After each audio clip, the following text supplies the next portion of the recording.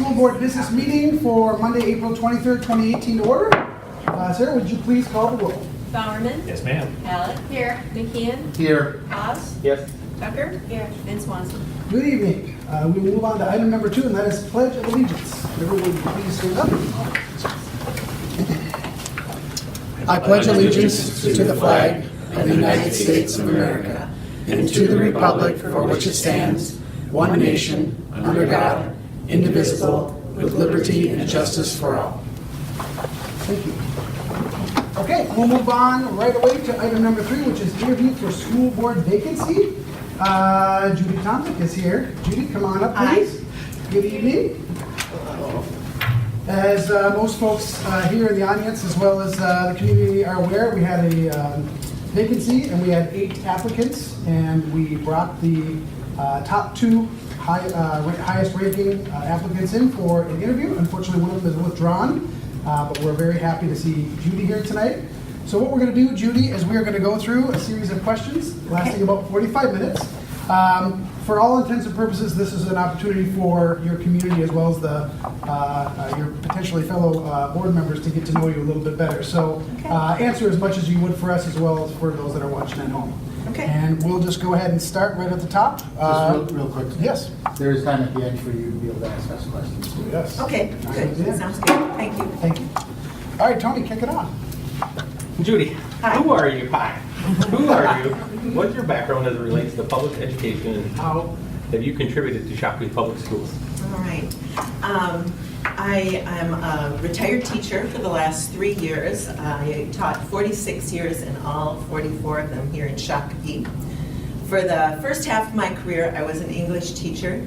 And after that, I taught just about everything you can think of in the district. I taught 6th through graduate school. I taught for St. Mary's University. The types of classes I taught were everything from being the district coordinator for high potential, excuse me, to being the literacy coordinator at the high school who helped kids who were in danger of not passing the grad reading test. So I've taught a lot of different variety of kids and different levels and things like that. When I was at, especially at the high school, to some degree at the junior high, I served on just about every committee there was. The building leadership team, the staff development team, just about everything. And most of those were volunteer times. They weren't paid for, they were outside of the school day. I also just took it on my own to write 4 different grants, and 3 of them were accepted, and one of them funded the Environmental Learning Center and a couple of other things as well. And I really enjoyed doing that, especially I love to write, and additionally I worked with some really great people, and they had great ideas, and it was just exciting to do that kind of thing. I've worked on every referendum since 1970. I worked for a few school board members when they were running for school board. That's all I can think of offhand. Is there something more I can add in there? That's your answer. That's very well answered. Thank you. Thank you. All right. What are the qualities of an effective school board member? I think one of the first qualities is to be a really good listener. And that sounds easy, but I think it's one of the hardest things you can do, to truly listen to people. So often you're formulating your own answer, or you're trying to stay a little ahead just to be quick with your response. And I think listening is really important. Also, to have an open mind while you listen. If you're thinking more about your stand versus what someone's presenting to you on something, I think you're going to miss the point on that. Open-minded, as I said, so that you really listen. Good communicator, I think that's really important. I think the more, sometimes I think it's looked upon as a negative when we get lots of people calling and lots of people showing up at a school board meeting. I think that's a healthy school board, a healthy school district. So I think that's really important too. Being able to collaborate with the people who are on the board is important. Having time to do the job well, because I think it is a job that probably demands a lot of time, and that's going to be one of my questions later on. I think that summarizes it. Thank you, Judy. How do you measure the success of a school district? How do you accomplish that? All right, excuse me just one second. I have a little spring allergies. You wouldn't guess I'd have a spring allergy that would be acting up in this. After 2 whole days. Finally, I'm having to write that. Okay, could you repeat that for me? Yeah, absolutely. How do you measure the success of a school district? How do you accomplish that? Oh, tough question. I'll take the first part of it first. How do you measure it? Of course, student achievement is probably the biggest watchword of any school district. But by that, I don't necessarily mean testing. I think testing is a part of that. I think it's important for the school board to have a lot of different kinds of data to base decisions on. There are a lot of ways that students can achieve. Graduation rate's important. How many kids are reading by, they say the really crucial ages by the end of 3rd grade, but I think most parents and a lot of school board members would be thinking 1st, 2nd grade that most kids would be reading by. So all of those, I think, are important. I also think it's worthwhile to have surveys of parents, of students regarding their experiences at school or their children's experiences at school.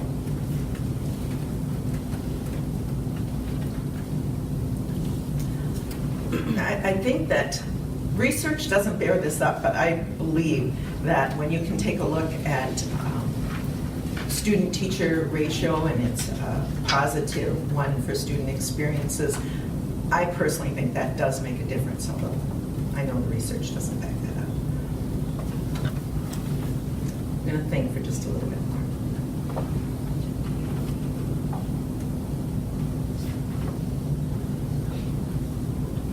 I think that's kind of summarizes it. And cut off next. If you're appointed, who would you be representing when debating and voting issues? Who would I be representing? Ultimately, we're all representing the students. That's what matters. Indirectly, the parents, because their immediate involvement with the school board might be a little bit more than that. To some degree, you represent the whole community, because how well the school district does has a lot to do with how well the community is doing. And even like for myself, I don't currently have children in school. I have a couple of alumni, but I don't have children in school. But I still care very deeply about Shakopee schools, and I think there are a lot of people who would say that, even if they don't happen to have children in school. Do you intend to run for a board seat in the fall election? If not, why not? Initially, that is my plan. I think I probably will. I've a few months back, quite a few months back, I was talking with a group of people, and they said, you know, Judy, whenever you talk about the school district, whenever we talk about the school district, we always say they ought to do this, and why didn't they do that? And you always say, we ought to do this, and we should look at that. And someone said to me, you know, you should run for school board. And at the time I thought, what? You know, I'm retired, what? But the more I thought about it, the more I thought that I've been looking for something to commit myself to, and I think this is what I'd like to do. So it is my plan. Great, very good. Okay. I'm next. At the beginning of the school year, a parent of a kindergarten student calls you and states they are concerned that their child's bus stop is 2 blocks away. They are concerned for the safety of their child and want the bus to pick up at their driveway. How do you respond to this parent? Well, the first thing I would say, and I think I would say this anytime I get contact, I were to get, if this happens, contact from a parent, thank you for calling us and letting us know about your concern. We're always happier to find out about it and respond to it in some way than to have people upset that we could maybe help them with that issue. My second thing I would say, and I maybe would be able to answer this better, and all of you would be able to answer it better, but I'm assuming that there is probably a concern with giving a unified answer, some kind of unified response. I wouldn't say, here's what I think should happen, or here's what I will make happen, or I would ask them to give me all the information, all the pertinent details, and then I said, I will take this to the people who make these decisions, and we will definitely get back to you, and soon. And then thank them again. Okay. So I've got another scenario question. Okay. What these last two are. So the decision's been made by the school board, you were in the minority on that particular vote. After the vote, you're contacted with a petition from about, let's say, 45 community members who disagree with the board's decision. How do you respond? This would be a really delicate matter. First of all, I would think that since open meetings and it can be televised and things, the meeting, people would know that my vote was different. That'd probably be why they'd be contacting me. But once the decision is made, I would be behind the decision, and I would point to all of the good things that can come from that decision.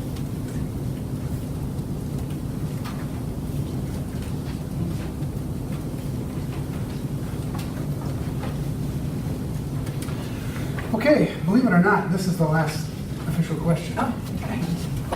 Why are you the best candidate for this opportunity? Well, as part of that answer, I'm going to address something that I know might be a concern with the board or perhaps with the community in general. I know people have even expressed to me a concern that a former teacher in the district would be on the school board and wonder how my background would influence my participation. And I guess the first thing I would say in response to that is teachers aren't one monolithic way of thinking. You know, there's a variety of ways that teachers look at things, and they agree and disagree. And so I would hope I would represent teachers, but first I represent students, and I represent parents, and I represent the community. So personally, I don't think that is an issue. The other issue I wondered about is usually board members do have children going to school, and as I said, my kids have both graduated. But I care very deeply, I've said this before, I'll say it again, very deeply about students, and even more importantly, I care about Shakopee schools. When I was teaching, I always wanted to do everything I could, not only in the classroom, but outside of the classroom, that I would be a good representative for the school district. And I would continue that, and I would have a lot of flexibility. Being retired does give you a lot of perks. And one of them would be the flexibility of my calendar to meet the obligations, especially because I would have some opportunities during the daytime.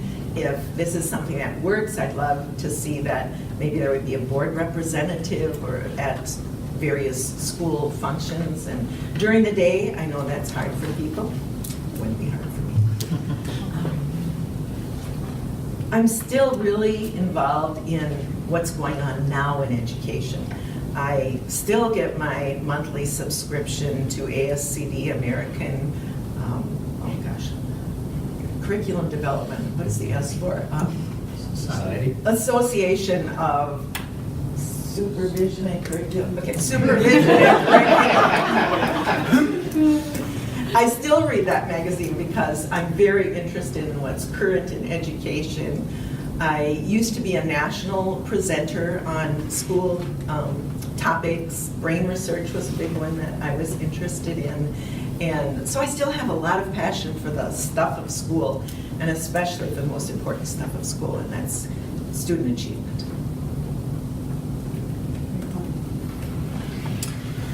Okay, so there's plenty of time left. This is your opportunity to go ahead and ask questions of us as a board or the superintendent. Well, first I'll ask if I have answered the questions fully. Is there something more you'd want me to expand on?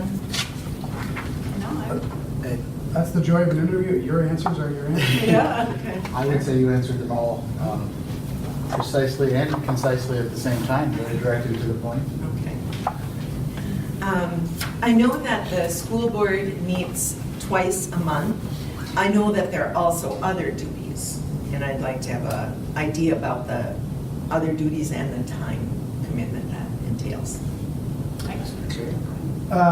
Yeah, that we have subcommittee assignments, and we would ultimately, depending on your level of interest, be plugging you into committees that are currently also in need of a rep, but also if there's areas that you could add additional value to, we would be plugging you in there. So really, the additional time is going to have everything to do with what committees you're on. Some meet more frequently than others, so I'd leave it kind of vague and say it all depends on what you're ultimately assigned to. That, Roughly, we all have about 3, 4. Yep. Committees. Or Some liaison will assignments. meet bi-monthly, some will meet every other week. You know, it all depends on, you know, what committee you're ultimately on. Like communications, for example, is one committee that former board member Mary was on, and that group meets how often? 6 times every school year? Yeah. 6 times, okay. So that's obviously a much different frequency than, say, a bond oversight committee, which meets every other week and twice a month. Well, let's use an example too. I'll be very specific. Mary is also on policy, which I have to chair the policy committee. We just met tonight, and we're in the process of reviewing the 600 policies.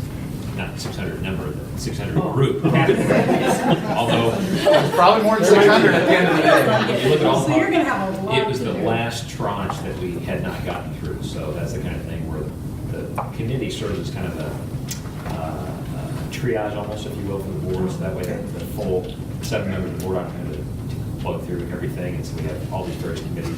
The other thing I would add is that we are all, I believe, a chair of a committee as well. We try to divide that responsibility up. So it's not just being on committees. There may be one that you're assuming a little bit more responsibility. But policy is an example. We're meeting. It happens to be rather intense right now. We're working with somebody on that project. So the committee work can be extensive, but as Scott said, it depends on which ones you're on. And that's the official capacities. There's also the, as you talked about, conversations with people in the community, and that can ebb and flow. I can have 10 in a week, and then I can go 3 weeks without having a conversation. So there's all those things that we're going to be hearing the community voices is also a big part of that. Matt, can you give me an idea of those communications from the community? Are they phone calls, are they emails? What generally?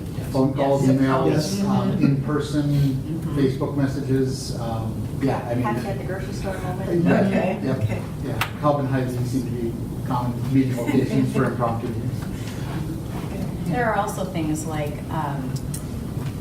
events that are happening throughout the district. I try to go to our drama productions. I try to go to, we're doing an engineering project right now. Things that happen during the day that for me are a little bit easier to attend, that maybe aren't as easy for some of the other board members to attend. I like to try to be at those too. So, so there are definitely, it's definitely not just twice a week or twice Twice a month, yeah. Mhm. And then like we've got our retiree recognition, retirement and recognition banquet coming up here. And then homecoming and other district It's events. like Takata graduation happens Quarterly.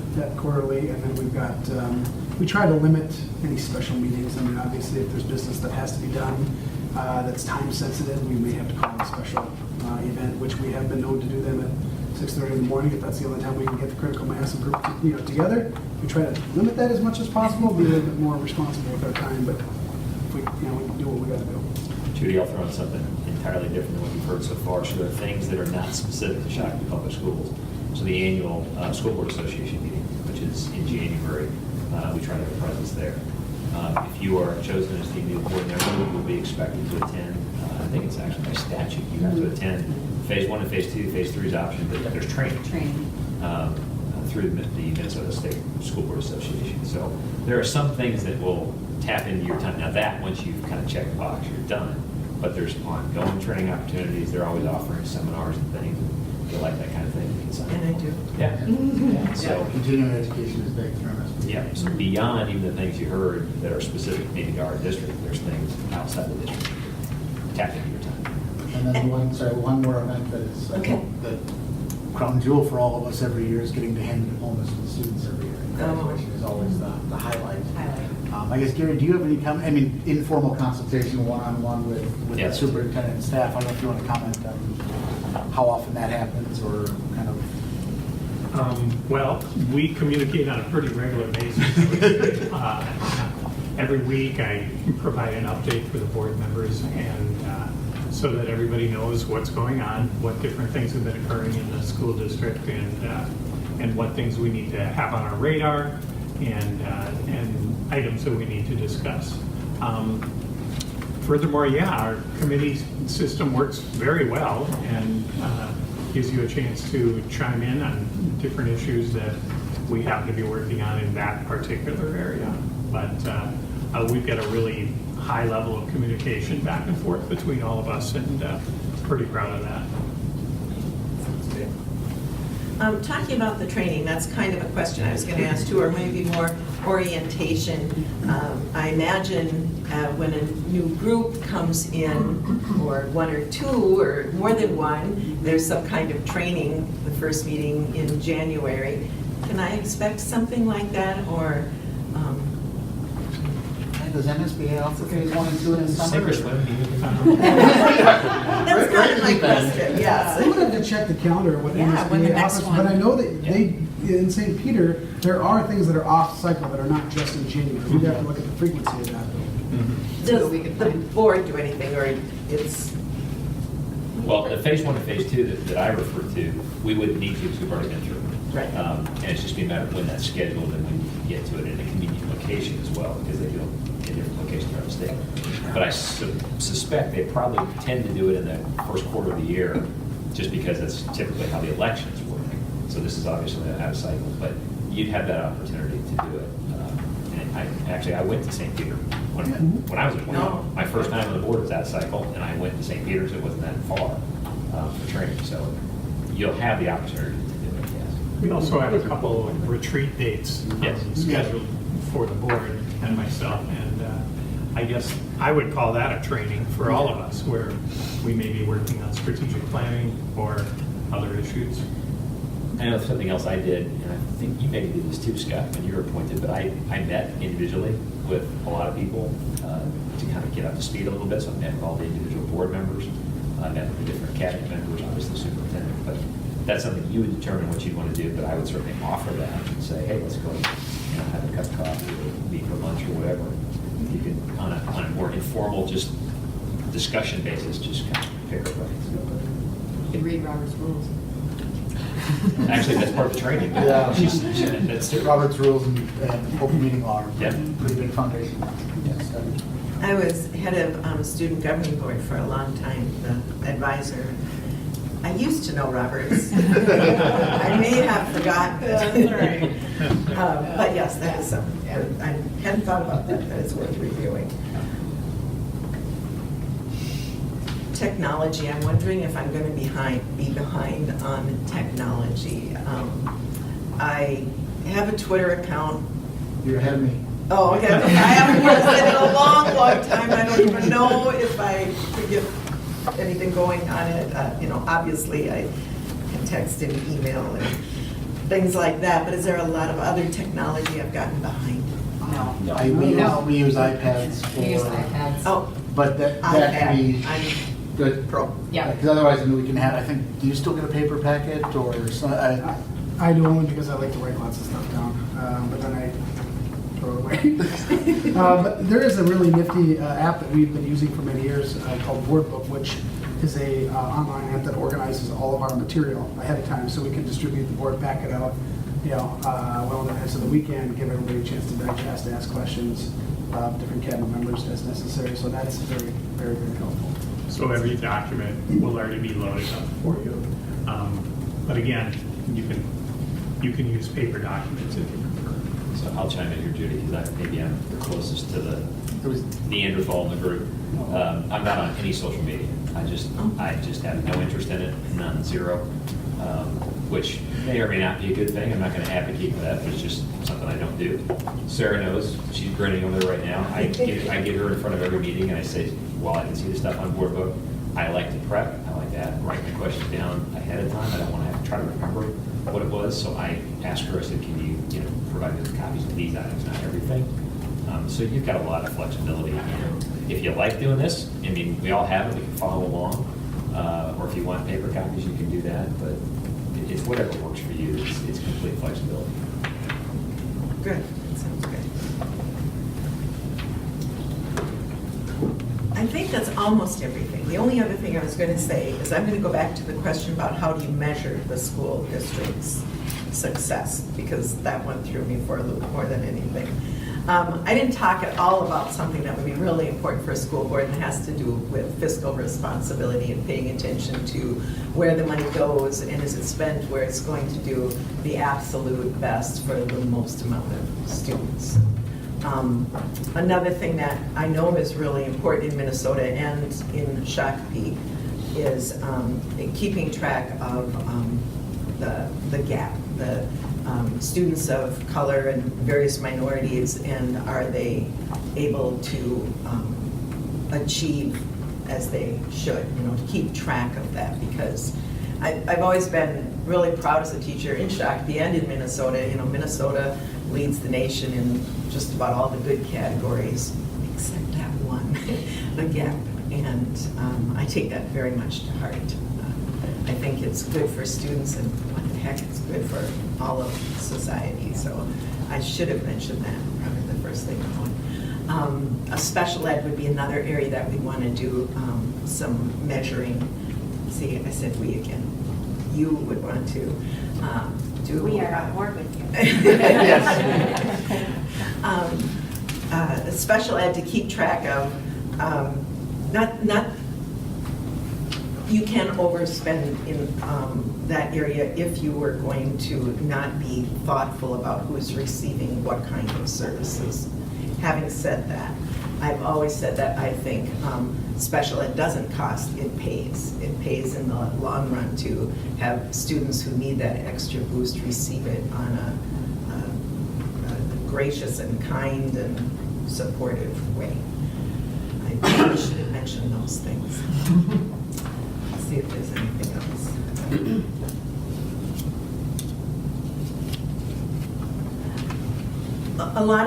I think a lot of people in the community, some people really appreciate all the extra programs, the activities and athletics and things like that. It's something that I think is really valuable for students.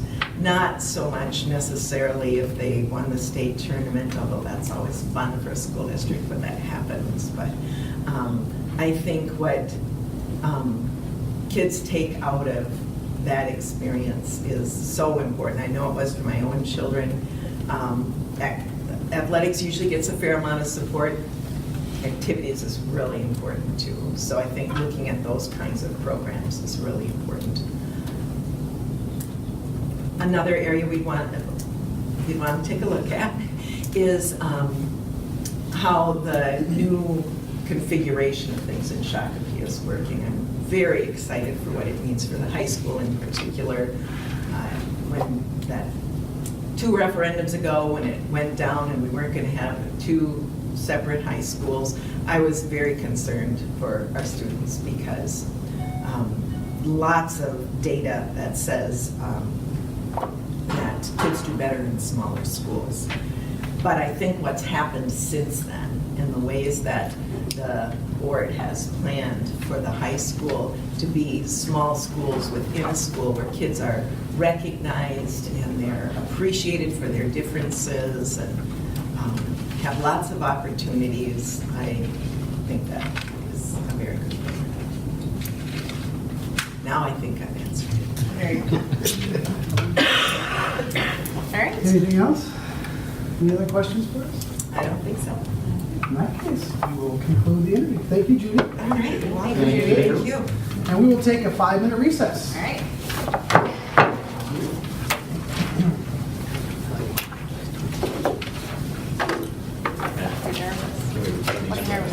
Let's retain them for.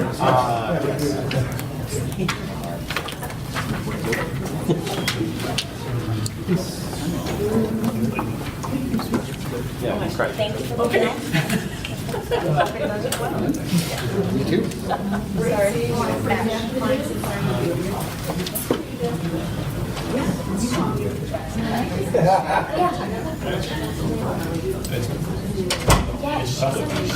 But you guys are going to be talking, and I feel better. You're welcome to stay. Thank you, thank you. Well, she said that she was still hoping you would contribute. Her deadline was actually Friday. She was just hoping to contribute. She said because she has so much stuff going on.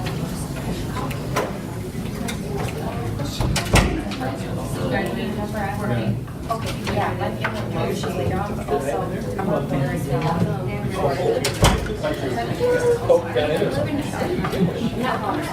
Yeah, I'm definitely, or otherwise I have her email address if you want to coordinate that way. She said I recommend or email her. Yeah, I'll just email her.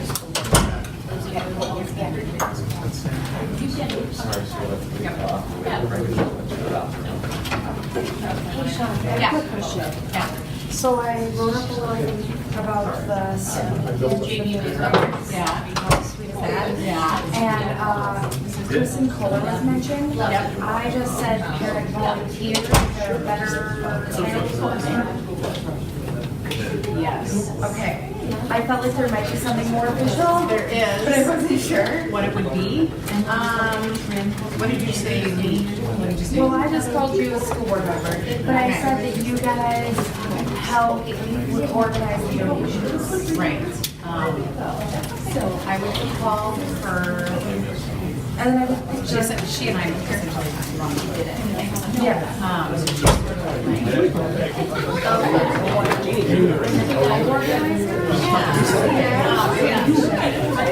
She's essentially a co-founder. I mean, her and I founded it, but she's also. For all those residents, bring this cold in. It is not cold anymore. It's 100 degrees. Have a parent volunteers. Usually has a lot more than that.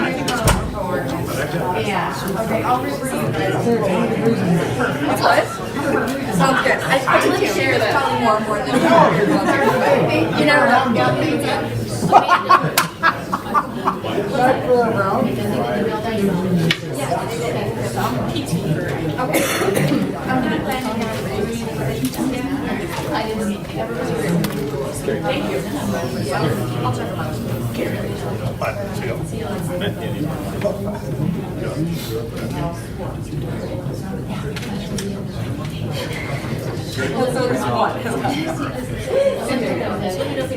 Okay, cool. Thank you.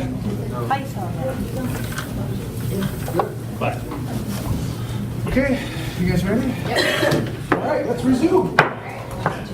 Now we'll move on to item number 4. No, that's recess. We're done with that. That was good. Item number 5, consideration of the agenda as presented. Are there any additions, Sarah? No. Okay. I'll just call this out for the folks that are here in the room. We may be switching things around as far as order is concerned because we do have many guests coming in and out. And as we see them come in, if we're at a point in our agenda where it makes sense to introduce them, we're going to reserve that right to just kind of insert them. So, for example, when our students get here, we're going to make sure that they get taken care of first. Okay? So, consideration of the agenda as approved. So moved. Second. All those in favor signify by saying aye. Aye. Opposed, same sign. Motion carries. All right, so we're going to drop down to item number 7, consent items. Entertain a motion to approve consent as presented. I'll make that motion. Second. Any discussion? Can we pull 7.1.2? 7.1.2. We can pull that, yes. And we'll move that under. What's that? Already just want to speak to it. Yeah, I just want to speak to it. I know, you know, Doug's wife is retiring, and I just want to make sure we spend a minute recognizing his long service and leadership to the district. And I think the greatest testimony to his effectiveness has been when we had the attendance boundary this year, the number of people clamoring to stay at Jackson despite it being over capacity just speaks to what a wonderful community there are. My stepchildren go there, and it's just a wonderful community, and Doug's doing some very good work. So we will miss him, but wish him well in his future endeavors. Anybody else? I was shocked when I saw this, saddened mostly because I really like him as principal and as a person. He was a principal to my oldest child, and we were very blessed during our time at Pearson. So truly we'll miss him and his family. So thank you, Doug, if you're listening. Wherever you're at, Doug. Thank you. All right. I just want to echo the comments that he's been around here for a long time, and it's really kind of been an anchor in our principal group. We've been very blessed to have him and others, but for such a long time. So it's sad to see him go, but I wish him well in whatever's coming next, whether that's kicking back or doing something else, I don't know. Any other comments or anything else? Doug has announced that he has an opportunity in China, and so I'm comfortable sharing that, and they're very, very fortunate to get him, that's for sure, and we'll miss him dearly. Thank you for sharing that, because it's not appropriate for us to be doing. But he has shared that. Okay, then we wish him well in his travels.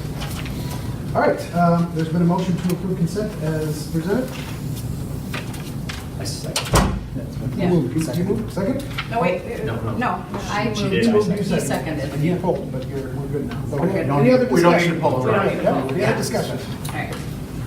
All those in favor signify by saying aye. Aye. Opposed, same sign, motion carries. All right, we're gonna move down to,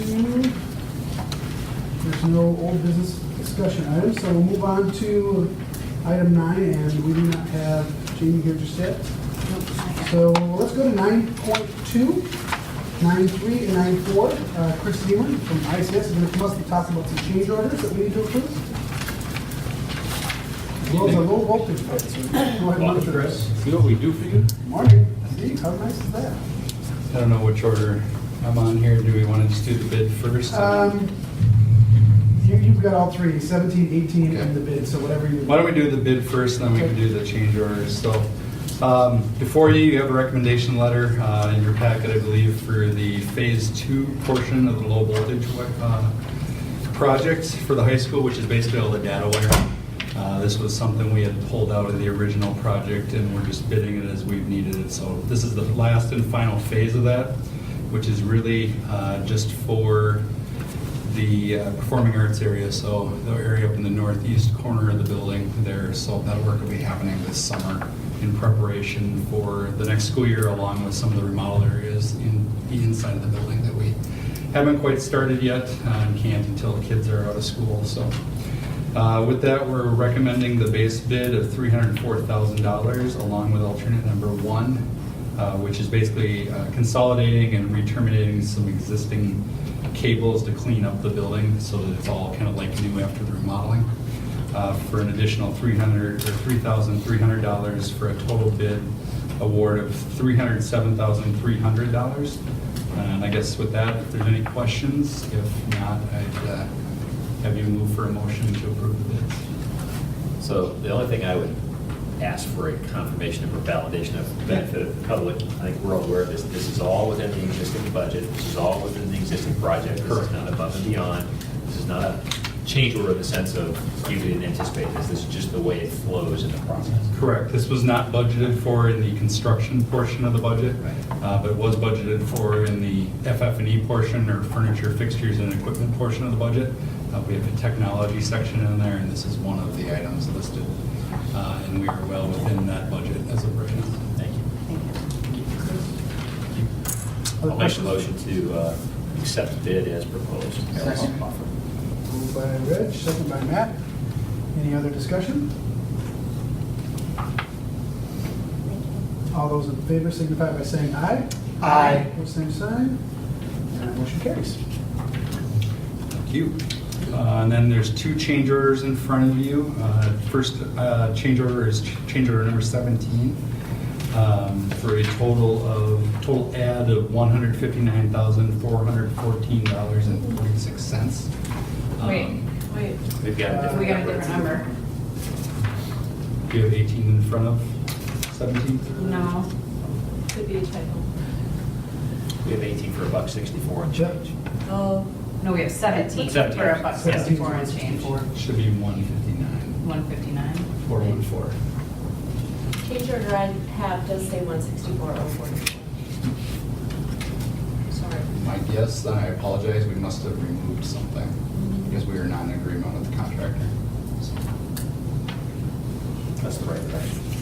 Yeah. Yeah, exactly. Definitely all went that way. So 159, $414.46.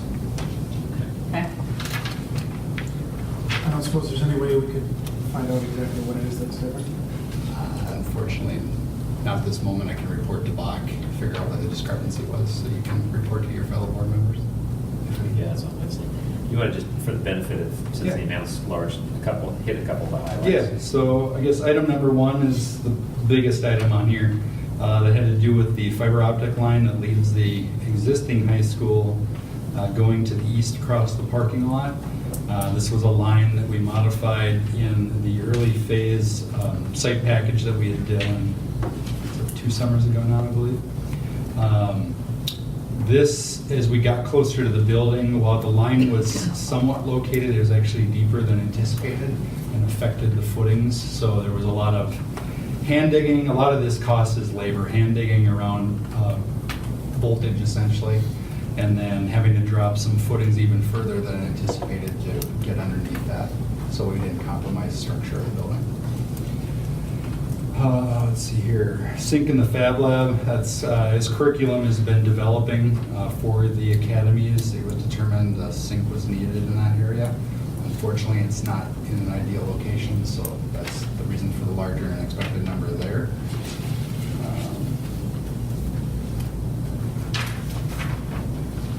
Goes to like, Yeah, that's, Number 12, the Yeah. 48 quality assembly. yeah, that's it.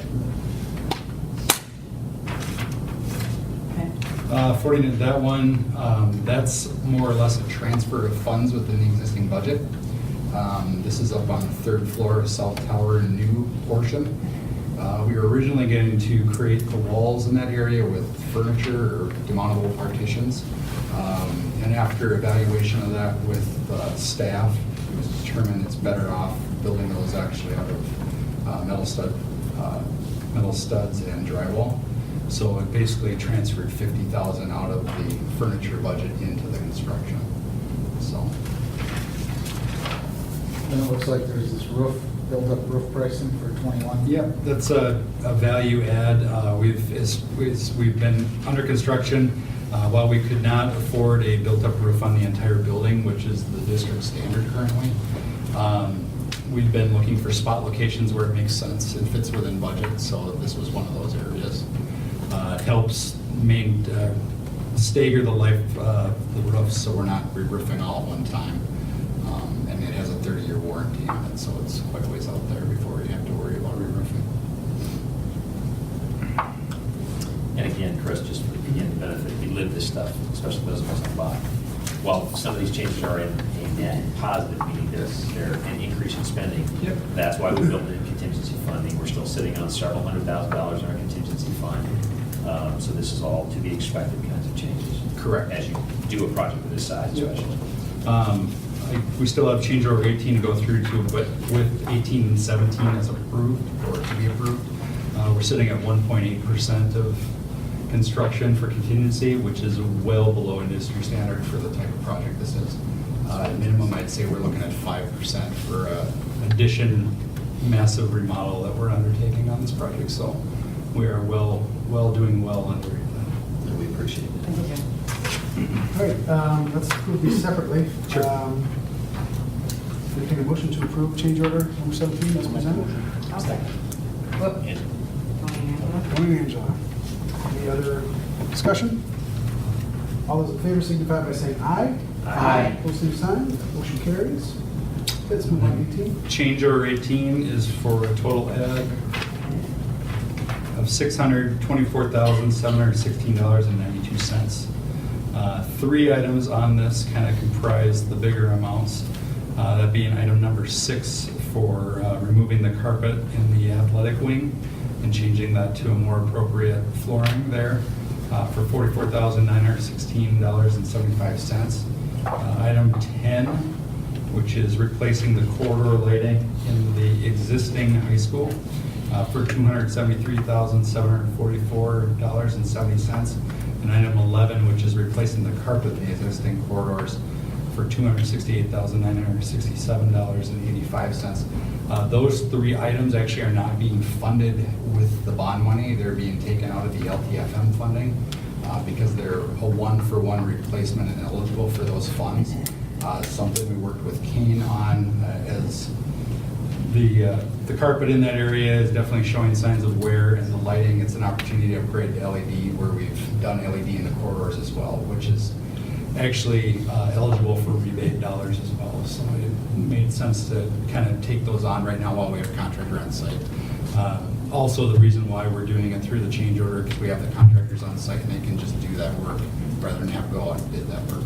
So we would have done this work anyway. We would have funded it as we are through LPFM. It's advantageous to us to do it now with contractors on the site, or take advantage of the contract pricing, et cetera, et cetera. So it looks like this huge massive change, but it's not really coming to that budget. Correct. Yeah. Any questions for Chris on change order 18? I'll make that motion to approve. Okay, Rich, I'll second. Sean, any other discussion? All those in favor signify by saying aye. Aye. Pose same sign, that motion carries as well. So Chris, on time, on budget. Yes. On budget in this case. Time on budget. Thank you. Great. All right, that's it. Thanks, Chris. Thanks, sir. Okay, and no Jamie yet? So we'll move on to item 9.5, 2017-18 calendar changes. And you want to take this one? Yep, I can speak to that.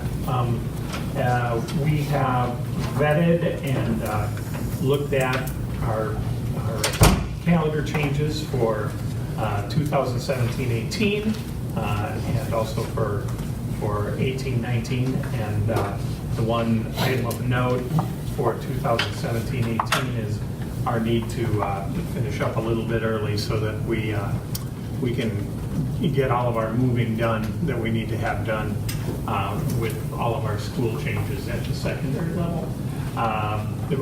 Along with this year's calendar, I'm recommending approving this number of hours for 10th, 11th, and 12th grade, 1,012 hours for 10th grade, 1,015 hours for 11th grade, and 1,003 hours for 12th grade. Local school boards retain the authority to modify school calendars after the year has started, and due to all of the severe weather that we've had this year, and also shortened days that we have at the high school that are part of a tradition in our school district, I'm recommending that we also approve that number of hours for those grades this year. I'll make that motion. Second. Any discussion? Okay, all those in favor signify by saying aye. Aye. Pose same sign, that motion carries. Move on to 9.6, that'd be 2018-2019 calendar. All right, and yeah, it is what we presented here. Again, this is our next year calendar, which again we have vetted and talked through and looked at the changes as far as they go on that calendar. Really, I would say some of the big significant things to notice are meeting days that our elementary and preschool people are going to be having with their parents and about their kids to get the year kicked off and started on the right foot. Very excited about that. And I don't think we have any other major items. The number of hours is the number of days that we have is pretty tight for next year, so we do want to let people know that there's a potential that we would look at an e-learning day system next year, so that we make sure that we have the right number of instructional days for all of our students. So it's something we have to agree upon with the Teachers Association, but it's also something that is necessitated by this calendar. It's early, Gary, why don't you say a little bit more about, you've had some experience with this in your prior district, what is an e-learning day? Sure, yeah.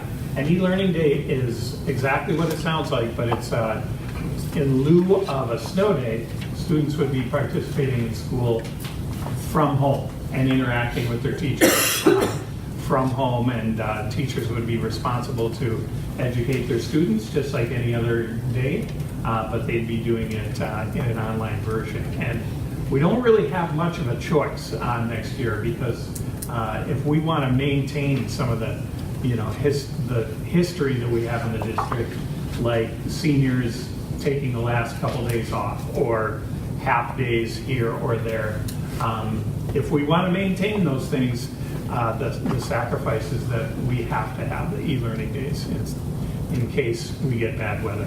Now, there's a chance we don't get any snow days next year, and we don't need to implement any of them. But obviously, this year did not bear that out in the least sense.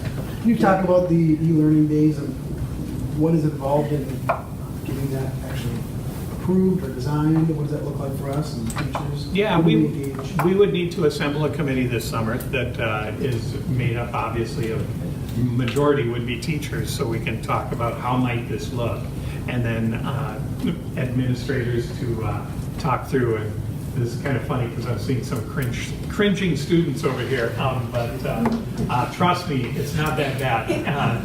And again, it has to be approved by both the school board and the Teachers Association. So is that primarily secondary? Would it be secondary e-learning, or is it all grades? We can decide. It's up to us. Most districts that are doing it pre-K 12. And there's been a large influx of new districts that are implementing e-learning days, exactly for the reasons that we mentioned.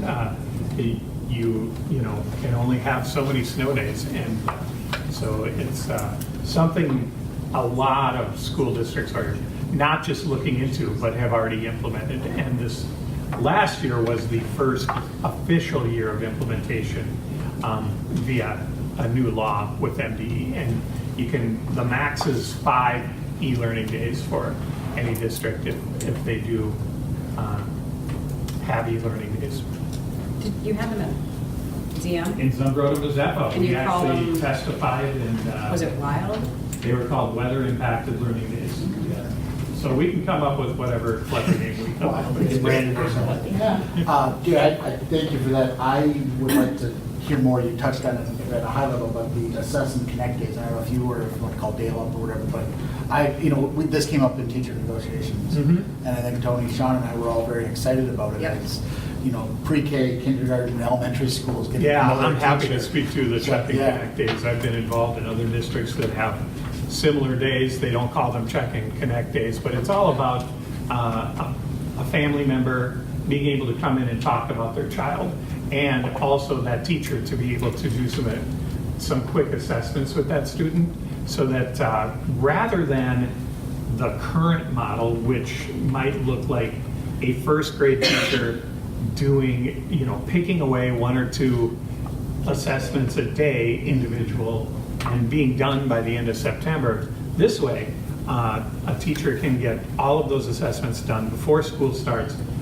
Day number 1, they can hit the ground running with the kids that they're working with in their class. It's a really advantageous and very powerful, really teaching tool that I've seen in place. And that's a 30-minute time slot, I think, Mhm. in lieu of the back to school or in lieu of the open Correct. house type thing. Yep.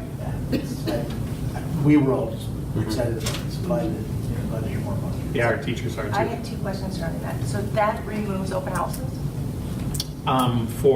Yes, it does. And does it remove curriculum, information reconvention night for parents? During workshop week? No, Is they that do your it like, question? It's usually in October. isn't Yeah, it? late September, yeah, early they do one October. where the parents come in and learn about the curriculum in a classroom. Dale? My understanding is that because of what they do with the parents coming in, that it's in replacement of those kinds of things, because if they've had a chance to sit there and meet with all the parents and their kids individually, they've had a chance to have those conversations about curriculum. That's part of the purpose of that 30-minute meeting, is to talk, here's what we'll be covering, here are the things we're doing, here's the assessment we need you to do, here's the beginning of the year paperwork we need filled out. And they have additional teachers who can help with, school tours, with, helping them to find their way around the building, whatever, those kinds of things as well. So the whole idea is to get as much of that stuff done right at the front of the beginning of the year, that parents are comfortable with the teacher, they know more about what's going on right at the beginning. I've got a relationship established, immediately, rather than waiting until the first parent-teacher conference or coming in for a parent information night or whatever. So that's kind of the idea behind it. So it kind of replaces both the parent information night and the curriculum night, because you're having that dedicated time, that half hour, to really focus on that. And my second question is, since this kicks in next year, is there a rough estimated time when parents will be notified of that half-hour time slot? All I know is at this point that they're looking at different software scheduling tools. And so I really don't know the specific date that they're going to be putting out each building for when registration will be for those. But definitely will be a topic we need to talk about with the elementary principals. And I believe there were some, I don't want to misspeak here, but were there some evening time slots or some? Yeah, the first day is a 10-hour day. It's a longer day, running from, I think, 10 to 8, so 10 a.m. to 8 p.m. The whole idea being trying to create a little bit more space to fit in students. If you have a couple grade levels that have a few extra, students in them, it provides enough slots to make sure that you're fully covered for any grade level, regardless. And it also provides some evening slots if people can't make it during the day, so on. And an important thing to note is we recently added pre-K.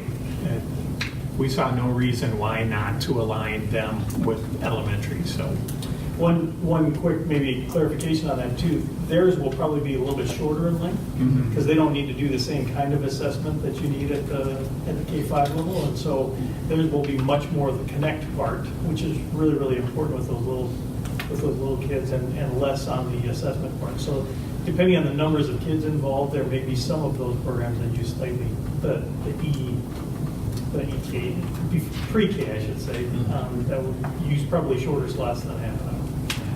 Yeah, I just thought of one more question. sure.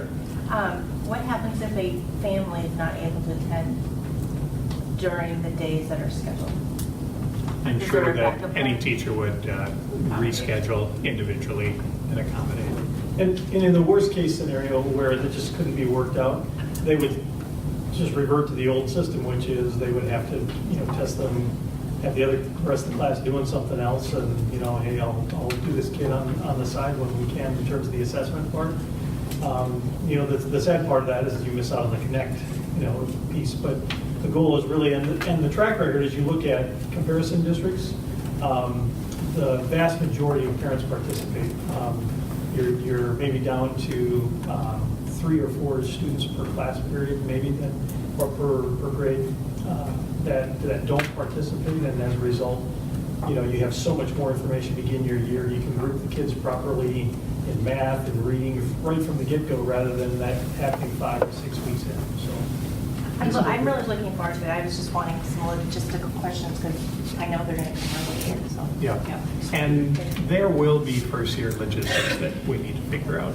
Sounds like a great opportunity for our communication staff to really help socialize this and make sure that it's communicated as early as possible. Nice. Any other questions or concerns for Gary regarding the 2018-19 calendar changes? Thank you. You and I have really worked on that. I know there's been a lot of moving parts and things like that. So It's been a very collaborative process. It's not a question, it's more of a comment. I would assume, Gary, that this e-learning program, I want to call it that, we're going to have it in place before we'd ever need it, with time to digest it, understand it, how does it work? I mean, so I guess my point is, you talked about community in the summer, but I would feel like come fall, come start of the school year, we better have a pretty good idea what this is going to be, so that we're ready to go when the unforeseen snowstorm happens in November. Halloween, yeah. I want to say that there's an MB deadline in which a plan has to be presented, and maybe July 1st. Oh, wow. Okay. Didn't expect that. I think we're going to have to before You're school. working on it. Awesome. Agreed. Okay. All right, I'll entertain a motion to approve the 18-19 calendar as presented. I'll make that motion. Second. Sean and Matt, any more discussion? All those in favor signify by saying aye. Aye. Opposed, same sign, that motion carries. No Jamie yet? Okay, we'll keep going. 9.7, resolution filling school board vacancy by appointment. We'll move on to that. So, as most folks know, we got the good fortune of interviewing Judy Tomzik at 6 o'clock tonight. Took about a half hour to go through that particular interview. So at this particular point, this is our opportunity to share our reflections on that particular interview. What do you feel like? Well, I had to miss the learning session, so I just want to say overall, the process, right? I mean, we had 8 strong applicants, a number who I felt could have been very, very good. We asked the question tonight about running in the fall. I hope all 8 file, and I hope the voters get to decide. It's great to see such passion for community and district service. So I just wanted to say that more broadly. Maybe also any broad comments before I... Otherwise, I thought Judy had a great, very clean interview. She answered the questions precisely and concisely. I mean, she was to the point, answered questions directly. I felt, that she answered the questions with insight, experience, open-mindedness. But I'm incredibly impressed. I only knew her by reputation before tonight, but I think she'd be a strong asset to this board. I do like how, one of the things, I looked at her, and I like the fact that she was a teacher, and so she can speak on behalf of that. But I like that she brought it up in her interview and said, I'm not speaking on behalf of the teachers per se, it's the whole community, it's the students and the parents. So she knows that, she knows that's like the question that everybody's gonna have for her. She only speaking on behalf of the teachers, but she brought that up in defense of her. I thought that was important.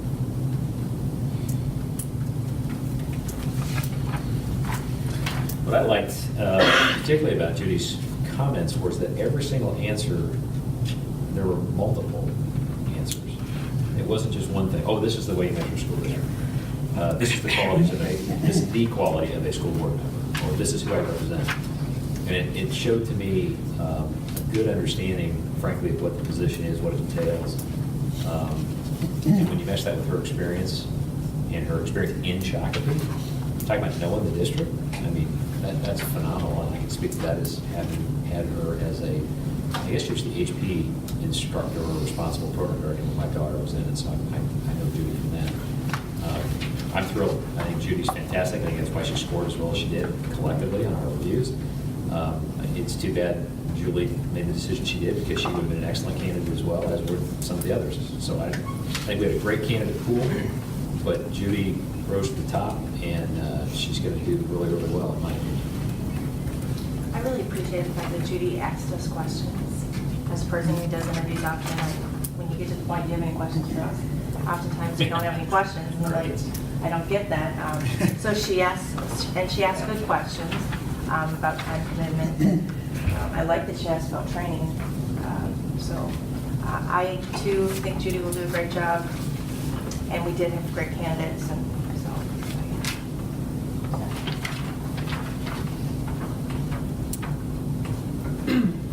I didn't know Judy before tonight.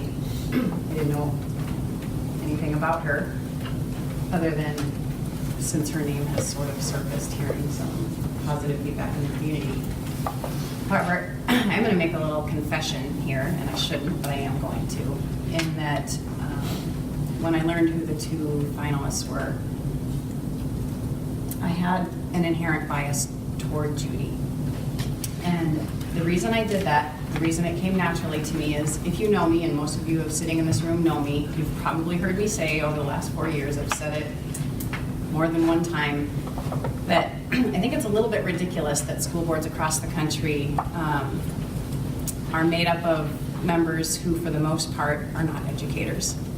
And I, for 4 years, have wanted to sit next to an educator. I feel like I have a lot to learn from an educator, since that's our job, is to educate kids. And so I am... You sit next to an educator every meeting. School board members. School board members. I was joking. Okay, school board members. However, We've had some in the past. John Candy, Kathy Bush. I didn't serve with them. No, I know, I'm just saying, you're right. But we have had for 4 years, I have wanted to serve Right. with an educator, and I haven't had that We're all opportunity. chopped liver. You are all chopped liver. You are not Oh, we know how we educators. rate. However, We already knew. I also want to say that Julie would have been an incredible potential candidate for our school board as well. And I will tell you that I am angry and I am disappointed that some members of our community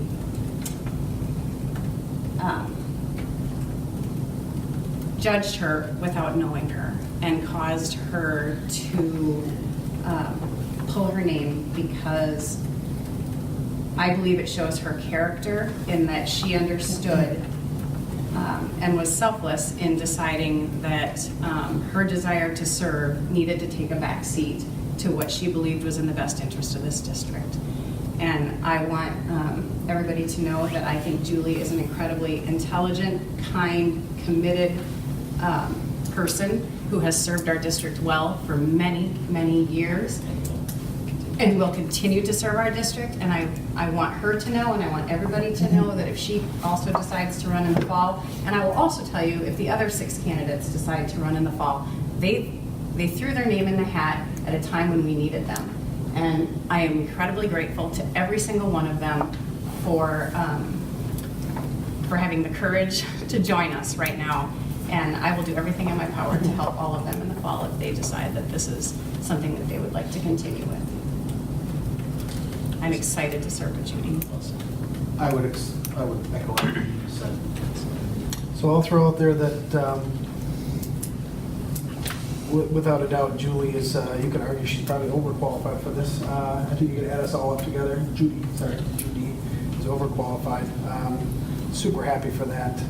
I enjoyed the fact that she respects the process that we need to go through. The question, one of the scenarios about the kindergarten or whatever being 2 blocks away, and recognizing that you can acknowledge somebody's concern, but acknowledging it, it's also important that you recognize that it's not mine to solve, that there's a process in the district by which we have to go through and get that resolution. So I appreciate that she recognized that and called that out. Who do you represent? I appreciate that she said students directly, parents indirectly, and then followed that as the community as a fast follower. So I think she has those priorities in order, which is really, really important. And probably last, but certainly not least, is she kept sort of apologizing for saying we all the time. Yeah. I don't have any problem whatsoever with the fact that she was referring to us or herself as we, because the fact of the matter is, it is a we. It takes a village, and she would be just as much a part of the village as anyone else on this board, or anybody else in the cabinet, or anybody else in the community for that matter. So I appreciate that she's already owned the collaborative spirit, and she brought that to the table. We don't have to try to draw that out of her. She's already got it. I would also say that yes, there was 8 perfectly qualified applicants. I am similar to Sean. I'm very disappointed that Julie ultimately withdrew. I respect her decision 110%. I'm saddened by the conditions under which she withdrew her name. However, as Sean also mentioned, I'm very pleasantly surprised that we had that many qualified people that are willing to put their name out there, because quite frankly, this isn't the most attractive job in Minnesota right at the moment. And the fact that 9 or 8 strong people are willing to put their necks out there and say, I'm willing to serve in spite of the fact that I know there's issues or there's problems, that really speaks volumes about every single one of those 8. And as Sean indicated as well, I'll just keep saying ditto, I hope every one of them puts their name in the hat in the fall, because the fact of the matter is, there's going to be multiple positions open, very likely. And I'm pleased, and it actually puts my mind at ease to know that there are people that care about this community and kids, that are selfless individuals that are willing to serve and take care of everybody. So I would be very honored to serve with Judy, and I look forward to us actually moving forward with recommending her appointment. So do we need to read the formal appointment? Yes. And I will read the formal appointment provided there is a recommendation to actually appointment. I will make that. Oh, sorry. Wow. I will make that recommendation. I will second it. All right, we have a recommendation by Mr. Paz and a second by Sallet. Should I go ahead and read this resolution first, or go ahead and vote first? What do you think? Procedurally, go ahead and read it? All right, we'll go ahead and read the, this is it right here? Yep. Okay. All right, resolution filling school board vacancy by appointment.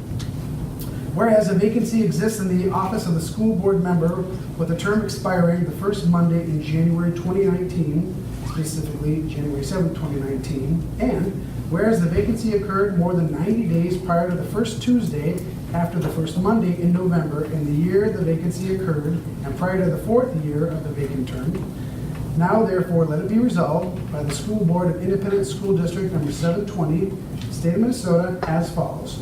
Pursuant to Minnesota Statute Section 123B.9 subdivision 5B, Judith Thompson is hereby appointed to fill the vacancy and to serve until the successor is elected and qualified. The appointment shall be effective 30 days after the adoption of the resolution, June 5th, 2018, unless a valid petition to reject the appointee is filed with the school district clerk pursuant to Minnesota statutes section 129B.9 subdivision 5BB within a 30-day time period. That is the resolution. So just to clarify, she can attend as anyone else from the public, but she cannot officially begin until the 30-day period is up. And I'd like to qualify the June 5th as, are we talking business days or? Business days. Okay. So, like, that's what's the calendar, so Yeah, that was we have a June 11 meeting, so she wouldn't be sworn in until the 11th. Right. So it's really not until. the 11th. effectively starts then, but sworn in. Yeah. Is there a way we can let her be part of graduation? I would say we probably shouldn't, because we would be inside that 30 days. Yeah, that's right. Yep. It's on the 3rd. So we're doing it, yeah. 30 business days? That was. Are you sure? I spoke with the MSBA. I believe that was a business day count. They provided us with the date. So I will have to, if that's not adding up to you, I will have to double check. But that date was provided to us. Valid. Will you check for Yeah, me? you bet. The date was provided to us, so I'll certainly double check. All right. Assuming all is good there, any other discussion?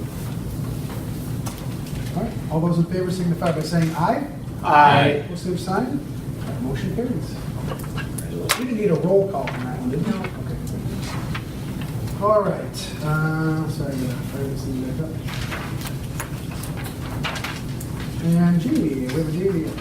Yeah, I think I'll run out front and check, but you want to go ahead. Okay, let's go ahead, Jeff, why don't you come on up, and we're gonna move to item 9.8, preliminary budget draft and authorization of budget. Okay, good evening.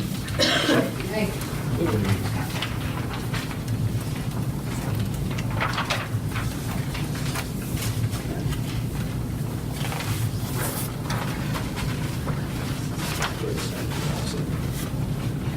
Oh, Code?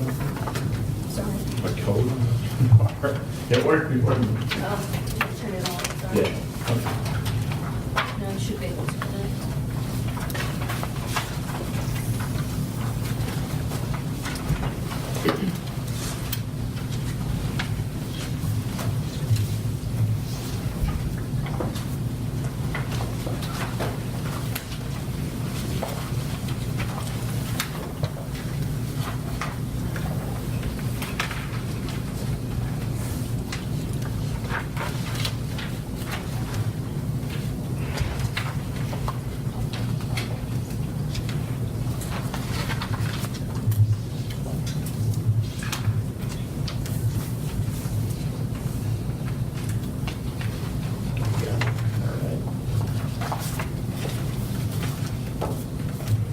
Riddle, while you're doing that, welcome. Thank This is you. your first business meeting since you joined us. Oh, you bet. Oh, and now you get the whole. Yep. Would you want to be positive? Yes. Good. We're gonna build it now.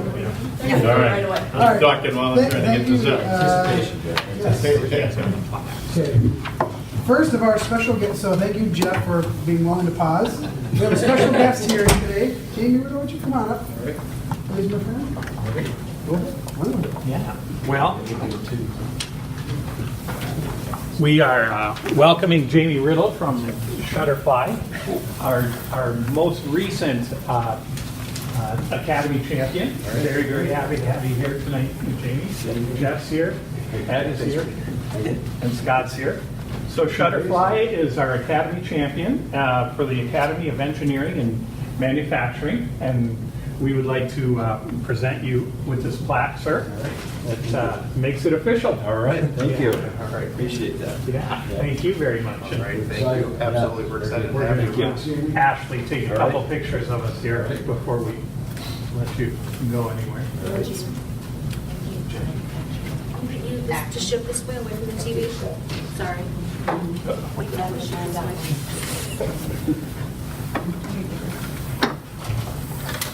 One, two, three.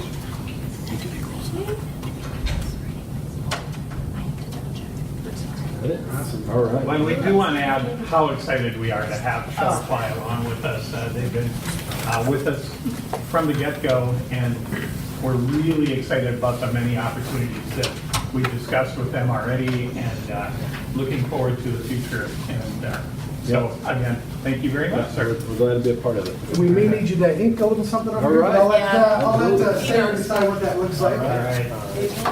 Thank you. Thank you very much. Jamie, you have been, and Shutterfly has been such an amazing partner, and since the building opened in our community, and I want you to know that I am really grateful. We're Thank you glad for to be a everything part you of do it. for our schools. Thank you. We want to, we have the photo. Can we fill the? Yeah. Can we fill the photo? I'd love to.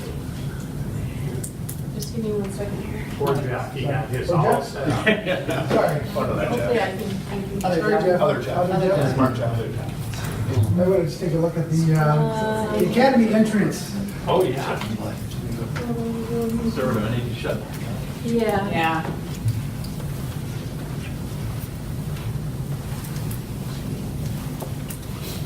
First meeting hazing.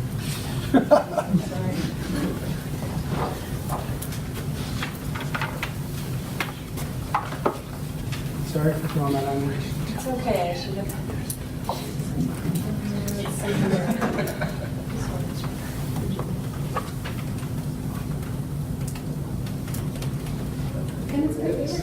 All right. And is this a rendering or is this real? It's a rendering. We're still deciding on consistent signage Yeah. for the Yeah. entryways. Looks very good. Oh, it looks great. All right, congratulations.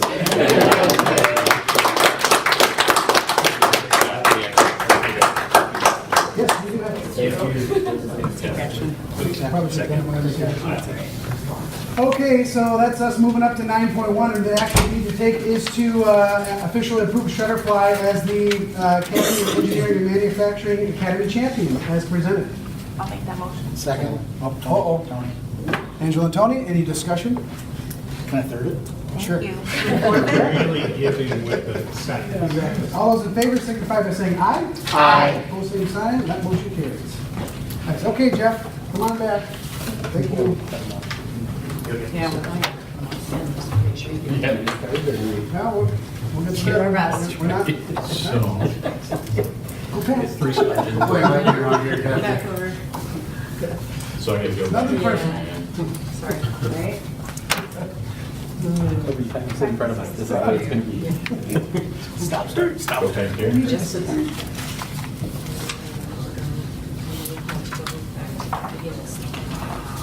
Yeah. 5629. That's 6.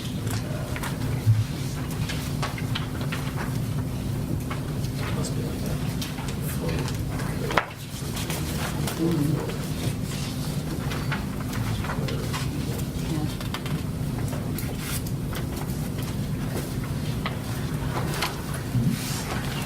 You're good. Ready? Nice. Okay. All right. All right. What we want to ask the board to do tonight is to authorize the budget revisions. And they're the revisions that were presented to you at the learning session on April. Sorry. And then what I want to do, so we'll show the slides with the revisions, but I want to kind of give you a big picture budget so we can put these revisions in some kind of context. So we will come back to the board at the end of May and ask you to approve all of the different funds. We're just looking at the general fund tonight, but we'll come back and have a budget book presented and ask you to actually take action then on approving budgets at that meeting. But as we build the general fund, it's basically a series of assumptions, aid calculations, expenditures, expenditure trends that primarily focus on the district enrollment, state, federal, and local funding levels, staffing levels, and then most importantly, the district education program. So we have to use a number of different planning, let me get back to that screen, planning parameters. This is just kind of looking at the revenue side. So enrollment is projected to be 8,317. That's an increase of 40 students from this current year. The basic funding formula set at 6318, an increase of 124 or 2% over the current year. That formula, that basic formula with enrollment provides about 58% of our total revenue within the general fund. So those are kind of the key planning parameters within the general fund. State categorical special education revenue is estimated at 9.7, and then local tax levy dollars are estimated at 15.7, and those numbers that levy comes from the board certification of the levy back in December of 17. So we look at the big picture at the total revenue that's currently projected in the general fund. We have that basic formula, so that's our 6318 times our pupil units, and again that gives us 57.89% of total general fund revenue. State special education aid, again 9.7, and then we've got the operating referendum. Let's see the dollar amount, 2.7. Other aids and levies, so those are formula-driven, compensatory, capital expenditures, capital projects.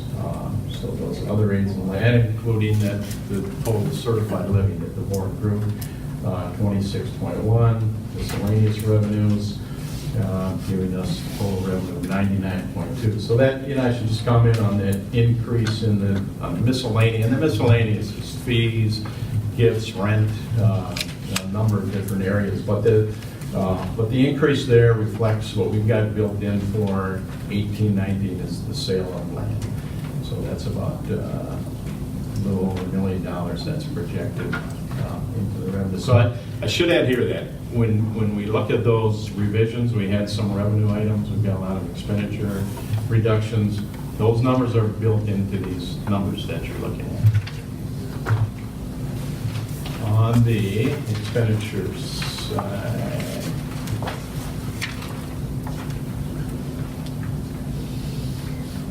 there we go. So general fund expenditures, salaries and benefits. Not unusual for a school district to be in that 76 to 80% salaries and benefits. Then purchase services, 13%. Supplies, $3,086,000. Capital and miscellaneous, 7.8. So when you look at that increase here on the capital and miscellaneous, we've also taken that sale of land and recognized the revenue and assumed that we're going to have corresponding expenditures. So we built that in.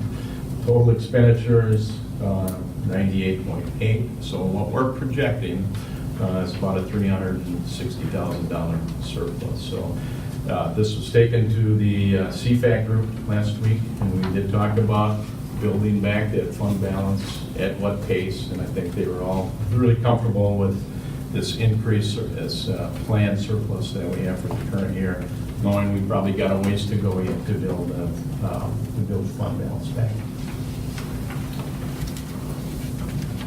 Then if we look at the budget revisions, I'll just point out, as we did at the learning session, staff and community input. So to arrive at these revisions, we took staff and community input from December through March. The input was reviewed and prioritized by administration and principals, and then we arrived at the presentation to the board at the learning session on April 9th. Important to have guiding principles when you're making budget revisions, and also important to kind of stay away from, again, impact on class size. The reductions occur at all levels, district and building level. The staff reductions focus on administration, support positions. Again, trying to keep the reductions away from the classroom. Then, as we look at reductions, and unless you have questions, I think we reviewed this at length at the learning session. So, some additions with the adding the square footage at the high school and adding an additional class. Grade level at the high school, we're looking at an addition of $776,000. Some district-wide positions, and the ties dissolution fee, $500,000. So total proposed increased expenditures, 1.2. And again, these are built into those numbers that you're looking at. Just real quick, just on the Yeah. ties dissolution fee. Yeah. Could you maybe give a 30-second explanation for the public as to what that is, and then also, is that a one-time fee or is there? Yeah, yep, absolutely, absolutely a one-time fee. So ties, as they dissolve, they have some liabilities that they need to take care of. So they're assessing all of their member districts. I believe it's $35 per student. So our share with that $35 is the $292. So the other, and again, it's a one-time expense. Good question. And I've also been mentioning that as they dissolve, they may have some assets too that we should get our share of assets. So hopefully there's some revenue that Actually falls. attending a meeting with other ties superintendents this week to discuss and see what kind of assets that they're sitting on. So we hope that is the peak of what the expense would be. Yeah, I would think that, yeah, that's our share of liabilities. So we're not factored in any assets at all. So that should be the highest. And then we've got our proposed reductions. The closing of Pearson, $871,000. Staffing reductions, again, we reviewed these items at the learning session, $788,000. And some other operational areas, programming, outside services, et cetera, some additional revenue to receive for next year. So total reductions and revenue increases, 2.6. And here's how we looked at for next year. So just point out that, so for the current year, we've got a big surplus built in there, about $36,000, increasing the unassigned fund balance from the 712 to the 964. Because you see that total increase on the total equity, the 1,067,000 to 1,103,000, and then our planned increase surplus for 1890. So that's how we look right now. But I wanted to give you that big overview as you're making cuts, looking at revenue enhancements. You kind of need to know why we're looking at some of these budget revisions. So, questions? Okay, Jeff, we hit the pause on this particular discussion, sorry. Again. Again, Sure. because our students are here, and there's a lot of them, and they're all down on the other end, so if we could all Yeah. take a field trip down to the other. You're not off the hook yet. Hey, you're not bad. Oh, I thought we were done. It's really captivating stuff, it's great.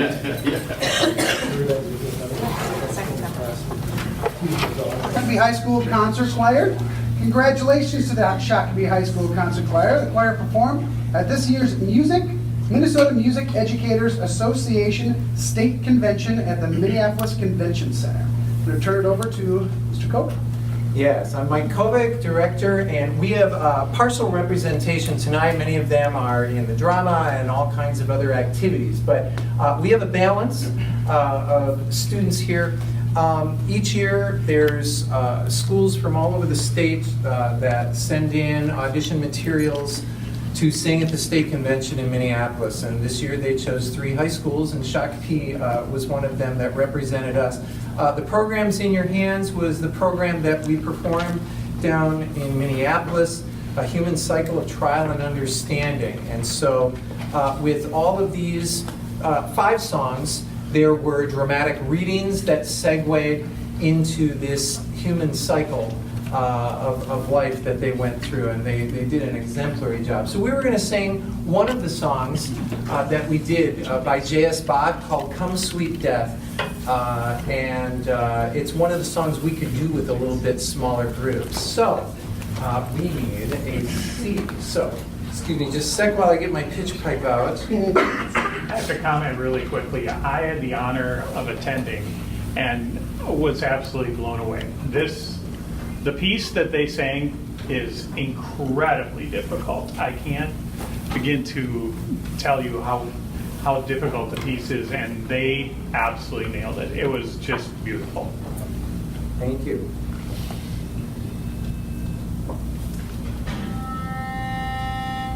Okay. Right. Whoa, whoa, whoa.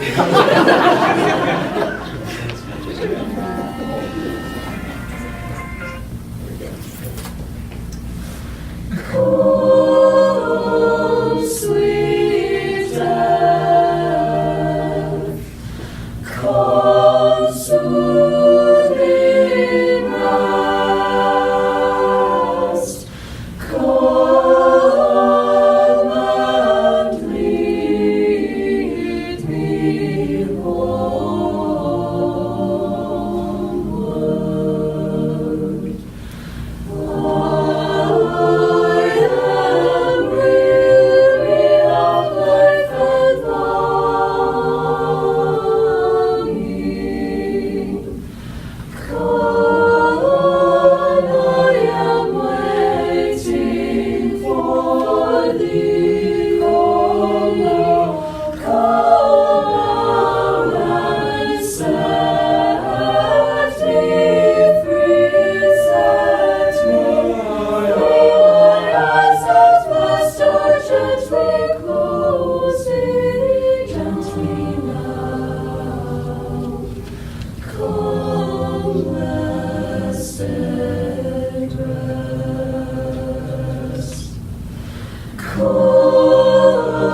Come, sweet death, come, soothing rest,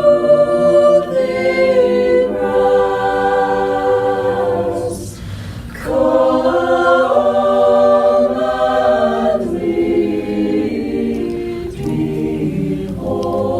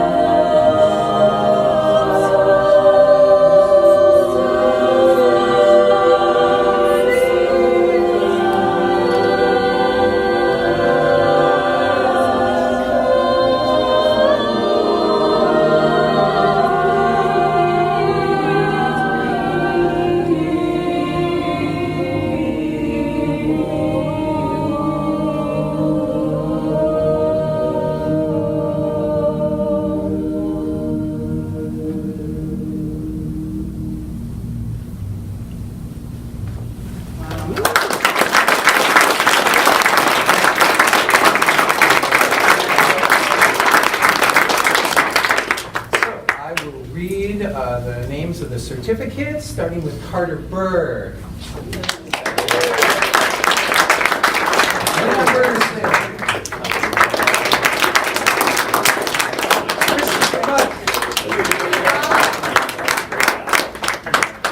Bree Bushlag. Rebecca Dolly.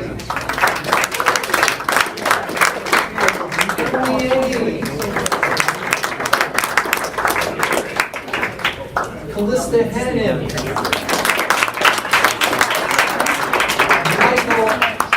Michael Hesse.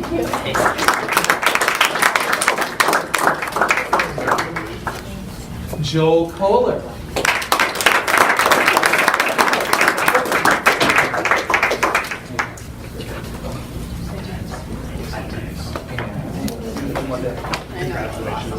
Alex Persaud.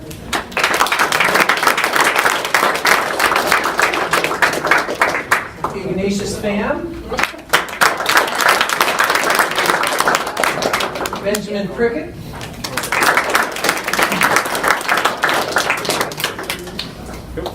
Caitlin Strand.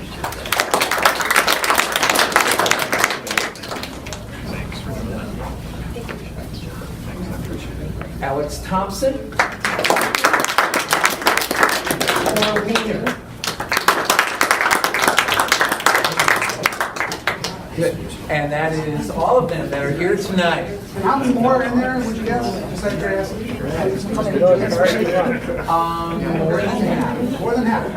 I will say, even with less than half in your group, I got goosebumps. I don't know what it is. Yeah. That was super awesome. Thank you very much. Thank you for having All right, photo op, squish together now. You gonna sing too, Dylan? You can. You wouldn't want to hear it. You wouldn't want to hear it.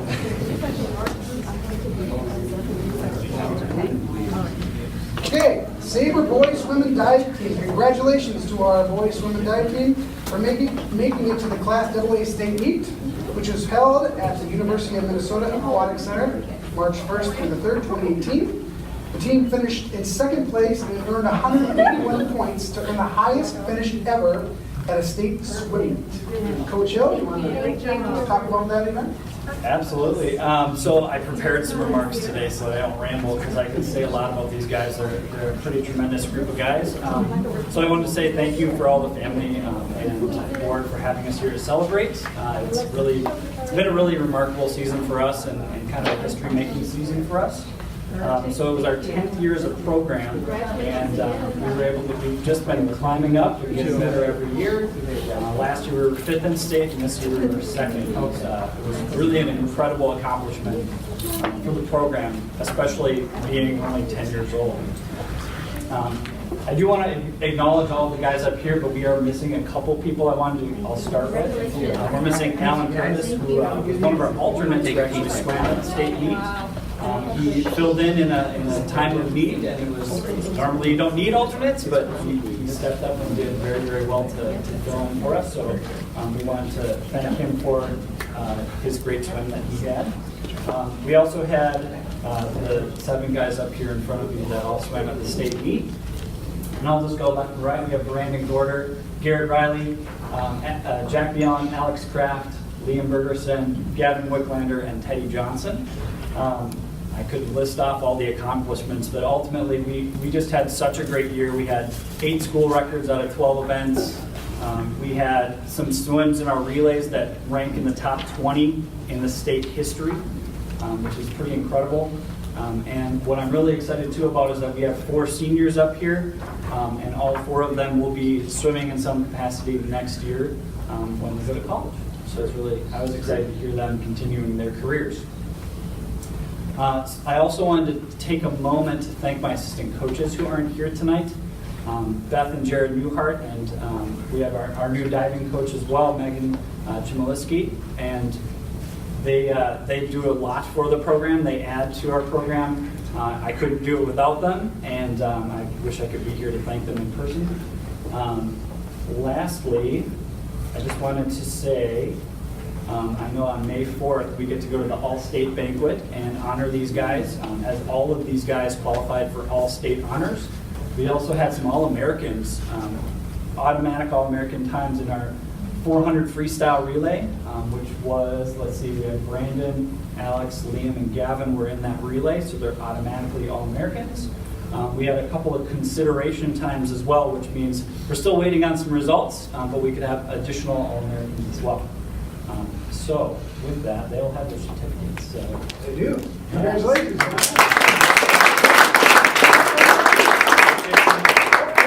We're going to take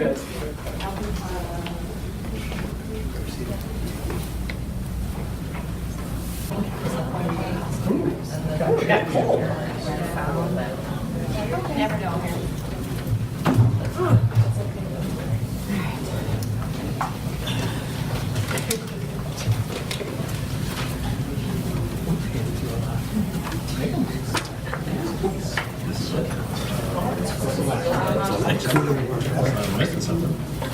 how are you?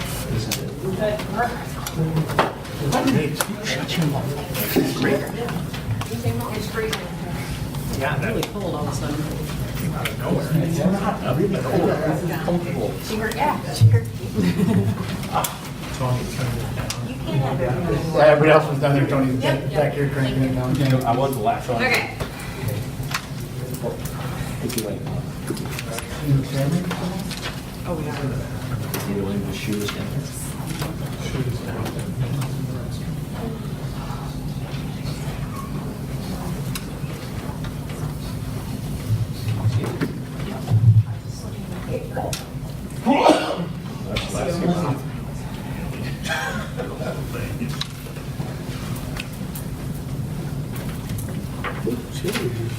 Thank you. But I like it. Full time. Okay, Okay. where were we? Back at it? Back at it. You know, as I was walking out, I heard someone say this was a riveting presentation, so. It is. So what I think I'll do is just start over, so. I won't do that to you. So again, what we're asking you to do tonight is to authorize the proposed budget revisions.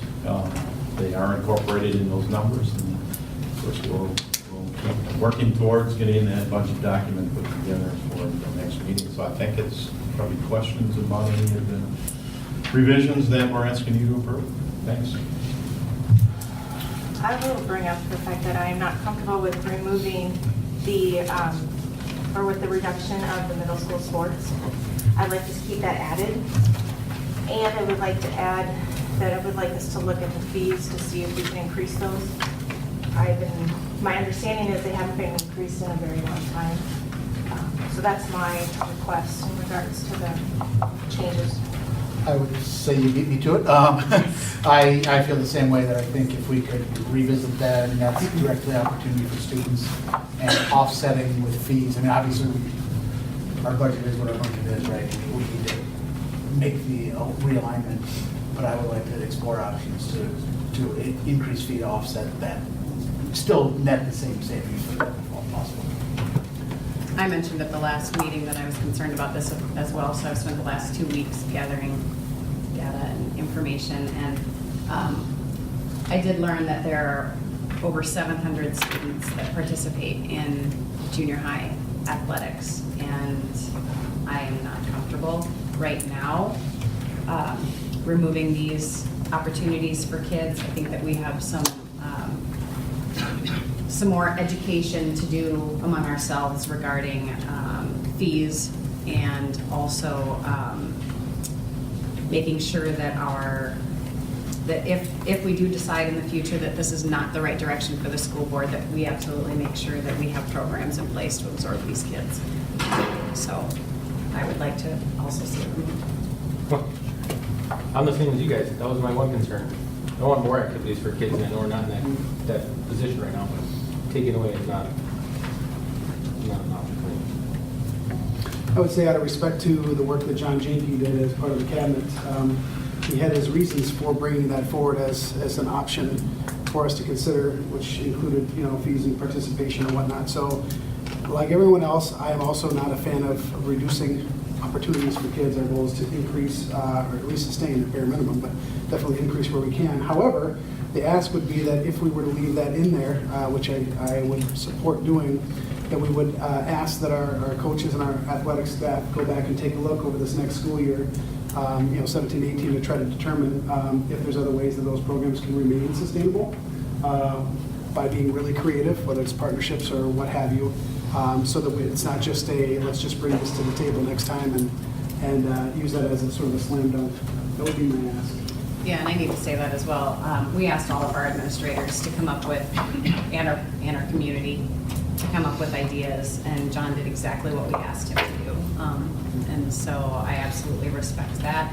I just really hope there's another way that we can resolve this.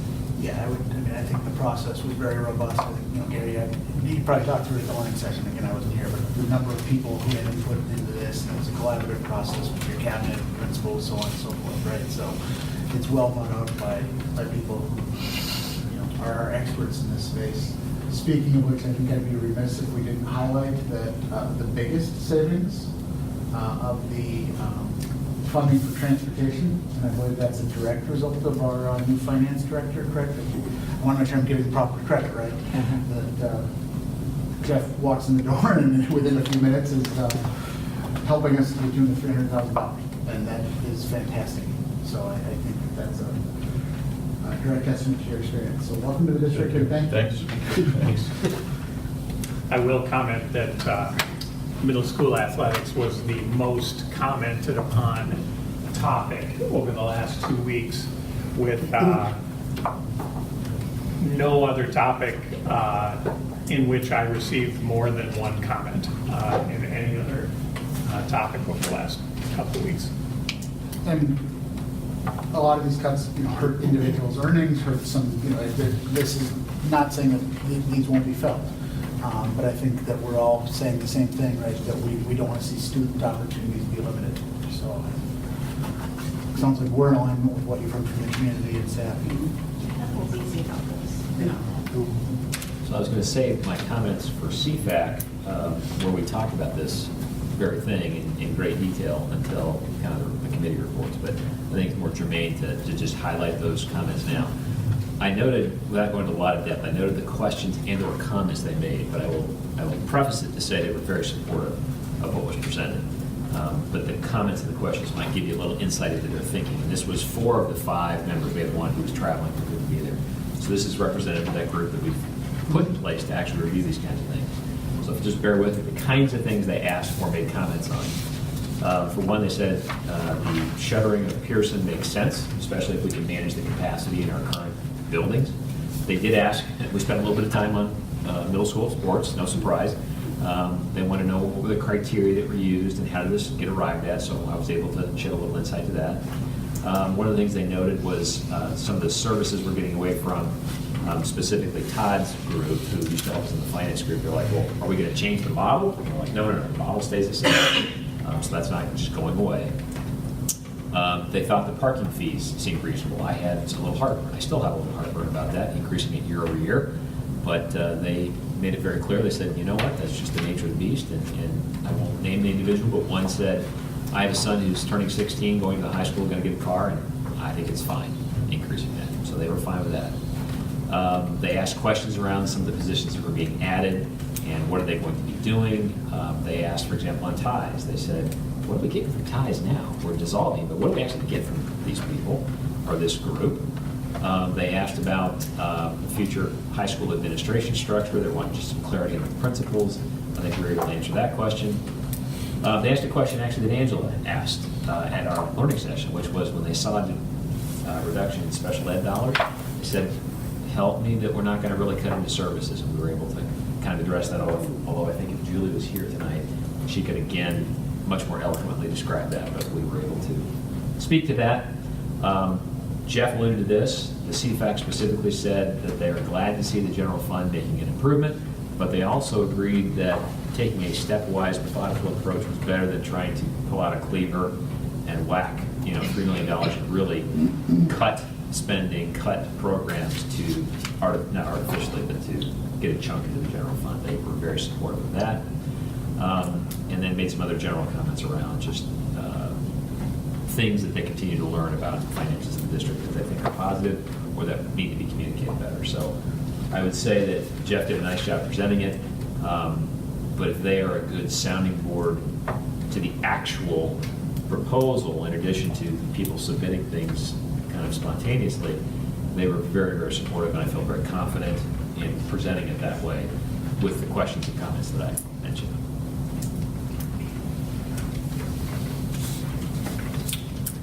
Other comments?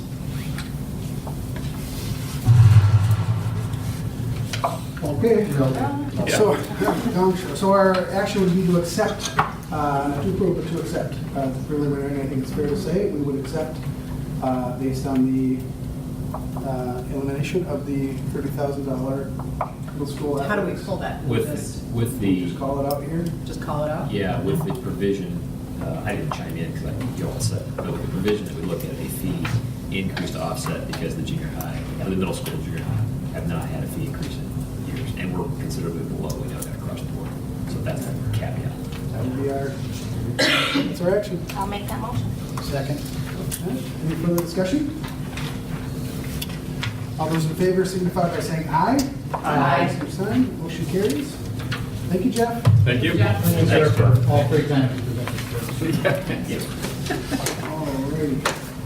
And I believe, did we hit everything? Did we miss any? I think we're I think good. let's go back and look, but Yep.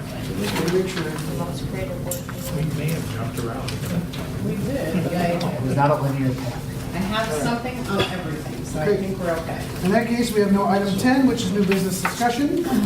We have no business, new business action. 11, we have no 12. 13, committee reports. Done. Matt, you I got another one. Go So ahead. I just did see fact, we have policy committee meeting tonight, and it's still in the building. So as we told you guys, I think it's the last tranche of policies, is that right? Yeah. Sarah? I mean, you always have to, there's always policy changes that are happening that we have to look at, but as a book, the 600 series, which is the education and curriculum series, we told you before that Ed's taking point on helping us through that process, and so we had a meeting tonight where we talked about the first little bunch of those. We as a committee reviewed those. They were pretty formulaic, meaning MSBA language changes, statutory changes, some not grammatical, but kind of like you got to just change this word to be accurate. So we think those are very simple. Ed's going to move on to the next group with the goal of bringing those again to the committee, so that eventually the goal is to have, as we've done before, we would be bringing you guys a full set of the 600 series in a red line format so you can see the changes in advance of probably a learning session so that you can have a discussion at the learning session so you can cover any questions with following action at the business meeting. And the timing of that, we're still kind of wondering about because there's a couple policies that I think, Gary, if I'm right, that may, the desire maybe to have some of our educators look at them, and that may take us into the summer. So it's possible we can go one of 2 directions. We might do, and I don't know what the number is, but 23 or 25, and just kind of get them done, and then hold off on 2 of them because it may take a little more time.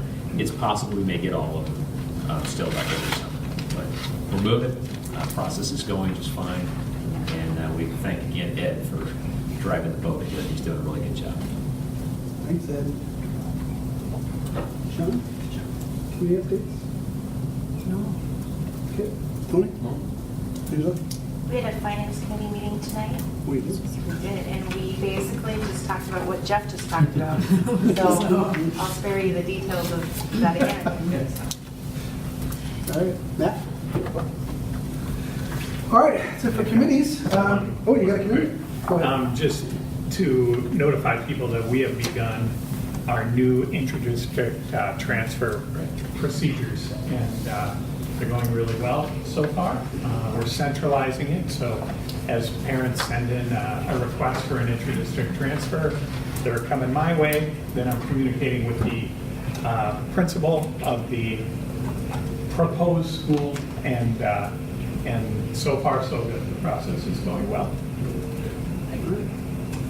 Move on to item 14, recognition of visitors to the board meeting. Anybody would like to present? Come on up.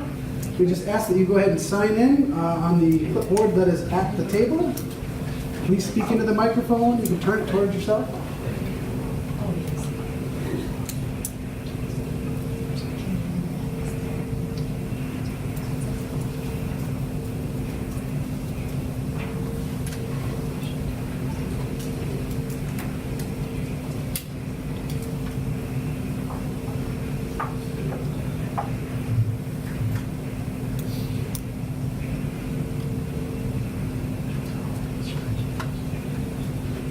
If you could introduce yourselves for us. Please. Yeah. Hi, everyone. I'm Joe DaCosta. I'm a junior at the Shakopee High School. And I'm Elise Weir. I'm a sophomore also in high school. And we're here to voice a concern with one of the cuts that has been made under this new plan. most notably the elimination of the CIS German 4 class. It was something that has been central to the students that are in all German 1, German 2, German 3 is sort of this CIS German 4. It's important to us as not only continuing our language education. We know that you guys really don't want to eliminate any classroom sort of, you don't want to eliminate classroom opportunities. And we think that this is something that should be reconsidered or taken a look at, since it's vital towards a language track and something that's very important to a big group of us. And to add on to that, it wouldn't just affect the number of students going into the class, it would also affect a great number of different groups. Like Culture Fest is a huge thing at the high school, as I'm sure you all know. Oh, that's sensitive. And taking German away from that would just, well, it wouldn't take away German itself because only CIS German is affected, but with CIS German there comes presentations, just more responsibility. You just get a deeper understanding and appreciation of the culture, which reflects on Culture Fest. It'll also affect World Language Honor Society for obvious reasons. The gap exchange, that was something I was really looking forward to. And that really reflects well on Shakopee as an entire town, because there are kids from Germany coming over, experiencing our whole country, really. And cutting CIS will really cut down on that as well. It'll also affect the Concordia Language Villages trip that we take every year. It's an immersion camp, and it's just a really good learning experience too, that again adds to that deeper understanding. German club as well is very important at the high school. It's such a good time, and even kids who aren't in German go to it because it's a good time, and you get to appreciate German even if you're not in class. And our teacher, Amy Engler, who also runs our Students Against Disruptive Decisions chapter, this cut would affect that group as well. And as you know, the mock car crash and the motivational speaker involved with that would be severely impacted if this class was cut, and therefore our teacher would not be full-time anymore. So that would also be impacted as a result. So we're just asking you to consider all the ramifications of this cut and what that would mean for our whole district. I think also an important, just a question is what's behind that, and we would like your thoughts. Yeah, I can answer that. The CIS German program was not part of the budget adjustment process that we're talking about. It's a function of staffing and number of students that are signed up for a particular class and our ability to run a class. And so it was really a function of our staffing process and not of our budget adjustment process. So the good news is that allows us to have some more conversations about it and to say, okay, is there a way to generate enough kids that we can run this class? And so I think, well, the numbers we have currently signed up for are the same numbers that we have this year. So The issue, sorry to interrupt. there was an enrollment problem with there was CIS German 4 and regular German 4, which are effectively the same class. They are the same class. Yet some people signed up for one, some people signed up for the other, so it made the numbers seem less than they would be. Yeah, so maybe there's a way that we can combine courses or something like that and run them concurrently. But I really appreciate you coming forward and letting us know about it. And again, it's not a guarantee that it's gone, but I see Ed back there. We literally have talked about that within the last week. But again, just a reminder, it's not a part of the budget adjustment process. It's a function of as we broke down sections for different classes, it was on the outside looking in. But again, I'll assure you too that we'll sit down and talk about it, and then probably come over and visit with you guys and talk. Okay, and just one more add-on. I'm sorry to keep you guys for so long. No, it's fine. But if we would like some form of communication, we want to know what's going on, and thank you for volunteering to come on over and tell us about it. There's also the idea of just 4 years of a language is important to some colleges that I've been looking at, or even just continuous years of German. And so hypothetically, if it's not possible to have that, there should be a backup plan for people who were planning on taking a 4th year of a language, which is important to many colleges. Then there needs to be something in place for them, because currently there's like, surprise, you're not taking a language. Especially since this knowledge comes after some PSEO registration has closed, which means even if this isn't a viable option, we would still, definitely desire some alternative option that would work. Sure. Yeah. All right. All right, thank you very much. Thank you guys very much. And thank you for being patient with us tonight. Yeah. Thank you. Any other visitors? Okay. If not, we'll move on to item 15, which is upcoming meetings and important dates. April 23rd and 27th, the Volunteer Appreciation Week. That's pretty huge. We had all these policy and finance committee meetings already tonight. Bach is on Wednesday. And May, before you know it, we're going to be graduating. Holy cow. It's already time for graduation almost. All right, let's go around the horn quick with the cabinet, see if anybody's got anything. Ashley, anything? Sarah? Bob? Just 2 things. On May 8th was our next community education advisory council meeting. It's a normal spring meeting that will be digging into the budget pretty much 18-19. And then Saturday, May 12th at Sunpath is our 12th annual Celebrate Children 5K, 1 mile color run, and also a kids fun run. So we're looking for volunteers, looking for school board members to participate. So we'll see you that morning on May 12th. Is there a lot of water breaks? Going out to run. We're going out to run. I get to say, and we're off. All right. It's my job. Councilor Raymond? Nothing, Mr. Chairman. Okay. Ed, anything? The only thing I would actually defer back is we really appreciated the city approving the Academy Champion. I don't know if you wanted to add to that. Yeah. So the city and county have both approved at their most recent meetings to become Academy champions with us. So we're very appreciative of Councilmember Lehman. Had very flattering things to say about us and some good input, and we're extremely excited. They'll be our next champion group we'll be inviting to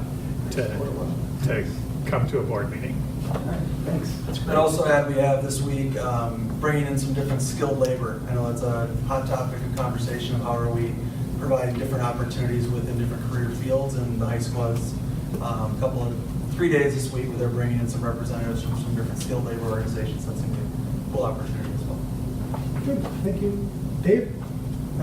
If you have a 3rd through 8th grader or a 10th or 11th grader, you probably know we're right in the middle of our Minnesota state testing right now. It's actually gone fairly smoothly. We've had some intermittent tech trouble in a few classrooms that Brian and his team have jumped in and really helped out. So I think for the most part it's gone well.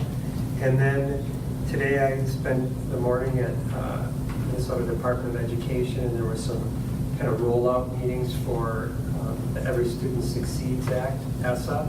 And Gary and I spoke a little bit this morning, and I think it would be good to maybe at a learning session or a learning session start chunking that out and talking about what the changes are and what that's going to look like, maybe just in small 5-10 minute pieces, whatever you guys can take.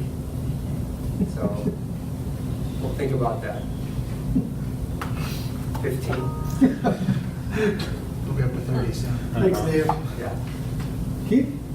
So, as Gary alluded, we've been doing staffing. We're completed, for the most part, with our licensed staff. They got tentative assignments now. We'll be working with other groups within the district, sort of trying to get tentative assignments for next year on those. So, thanks for all the hard work administrators have done and principals on that. It's been a pretty time-intensive activity, and I think we're moving in the right direction.